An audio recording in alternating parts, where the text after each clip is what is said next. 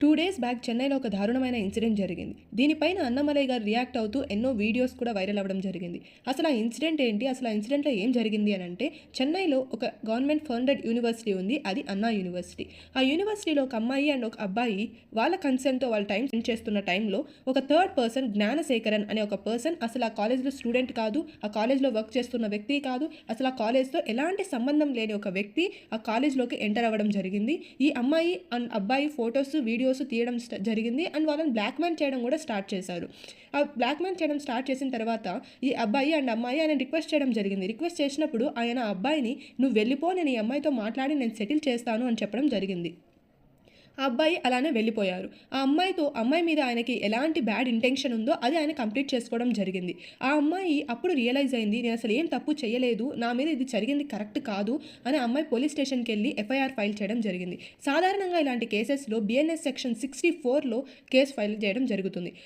Within 24 hours of టైమ్‌లో ఈ accused ఎవరైతే ఉన్నారో జ్ఞానశేఖరన్ అనే పర్సన్‌ని పోలీస్ డిపార్ట్‌మెంట్ పట్టుకోవడం జరిగింది. సీసీటీవీ ఫుటేజ్ ద్వారా, మొబైల్ నెట్వర్క్స్ ద్వారా పట్టుకోవడం జరిగింది. ఇక్కడ అన్నమలై గారు రైజ్ చేసే పాయింట్ ఏంటి అనంటే, what ever the language used in the FIR కూడా ఒక విక్టిమ్ యూజ్ చేసే లాంగ్వేజ్‌లా లేదు. ఎందుకనంటే మనం అన్నమలై గారిని ఒక పొలిటికల్‌కి సంబంధించిన ఒక వ్యక్తిగా కాకుండా గతంలో ఆయన ఒక ఐపీఎస్ ఆఫీసర్. ఒక విక్టిమ్ మైండ్ సెట్ ఎలా ఉంటుంది అని ఆయనకు తెలిసే అవకాశం చాలా ఉంది.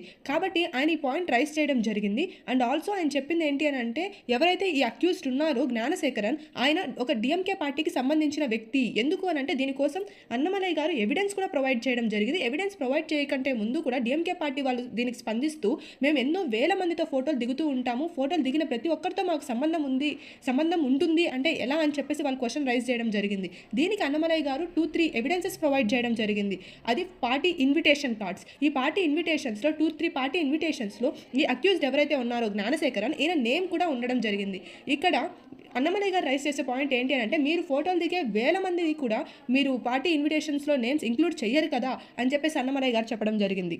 అండ్ ఆల్సో ఈ ఇన్సిడెంట్ మీద అపోజిషన్ పార్టీస్ మొత్తం కూడా రెస్పాండ్ అవ్వడం జరిగింది. రెస్పాండ్ అవుతూ వాళ్ళు రూలింగ్ పార్టీని ఏమన్నారు అనంటే, ఈ ఇన్సిడెంట్ వైరల్ అయ్యింది కాబట్టే మీరు రెస్పాండ్ అయ్యారు. అంతేకాని మీరు పీపుల్‌కి ఏదో ఫేవర్ చేయాలని కాదు అని చెప్పేసి వాళ్ళు చాలా గట్టిగా చెప్పడం జరిగింది. అండ్ ఆల్సో ఈ ఇన్సిడెంట్ మీద ఐపీఎస్ అరుణ్ గారు రెస్పాండ్ అవుతూ ఒక కంప్యూటర్ గ్లిచ్ వల్ల ఈ ఎఫ్ఐఆర్ అనేది లీక్ అవ్వడం జరిగింది. అండ్ ఎఫ్ఐఆర్‌లో విక్టిమ్ ఏదైతే చెప్పిందో అదే మేము రాసాము అని చెప్పడం జరిగింది. And also adding to this IPS Arun గారు ఇంకొకటి అనడం జరిగింది. మేము ఏదైతే యాక్షన్ తీసుకున్నామో ఆ యాక్షన్‌కి ఈ విక్టిమ్ ఆ అమ్మాయి చాలా హ్యాపీగా ఫీల్ అవుతుంది అని కూడా చెప్పడం జరిగింది. దీనికి అన్నమలై గారు రెస్పాండ్ అవుతూ అసలు ఎక్కడా కూడా ఎలాంటి ఇన్సిడెంట్ అయితే జరగకూడదో అలాంటి ఇన్సిడెంట్ ఒక అమ్మాయికి జరిగినప్పుడు ఆ అమ్మాయి ఎలా హ్యాపీగా ఫీల్ అవుతుంది అని చెప్పేసి అన్నమలై గారు ఒక పాయింట్ రైజ్ చేయడం జరిగింది. విజయ్ తలపతి గారు కూడా ఈ ఇన్సిడెంట్ మీద రియాక్ట్ అవుతూ ట్వీట్ చేయడం జరిగింది. నిర్భయ యాక్ట్‌లో ఉన్న ఒక ఫండింగ్ అనే ఒక పాయింట్‌ని బయటికి తీసుకురావాలి.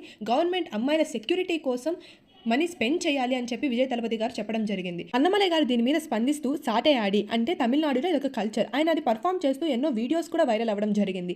ఆయన దీని గురించి చెప్తూ మాకొచ్చిన కష్టాన్ని మేము దేవుడికి చెప్పుకుంటున్నాము అని స్పందించడం జరిగింది. ఆల్సో అన్నమలై గారు మీడియాతో మాట్లాడుతూ ఆయన కాలికి ఉన్న షూ కూడా తీసేసేయడం జరిగింది. డీఎంకే పార్టీ 2026 ఎలక్షన్స్‌లో ఓడిపోయేంత వరకు కూడా అన్నమలై గారు కాలికి నేను ఏమీ వేసుకోను అని చెప్పడం జరిగింది.